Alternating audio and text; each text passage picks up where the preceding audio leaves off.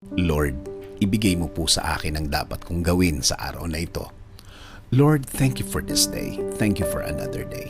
Alam ko na marami na namang opportunity ang darating sa araw na ito.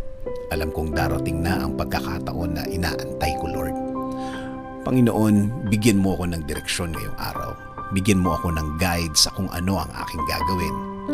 Lalo na sa mga problema na dumating sa aking buhay ngayon, na may mga pagkakataon na nalilito na din ako, Lord. Ibigay mo po sa way ko ang mga sagot at solusyon sa mga dalahin ko ngayon, Panginoon. Ilayo mo po ako sa mga pagkakataon at mga tao na naglalayo sa akin sa sagot ninyo sa aking mga problema, Lord. Ilagay niyo po ang mga tamang impluensya sa aking araw-araw, Lord. Mga tamang tao na mag-i-inspire sa akin.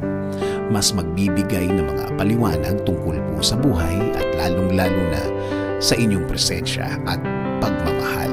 Ilayo niyo po ako sa mga maling tao na ito dahil minsan nakakadagdag po sila sa aking problemang kinakaharap.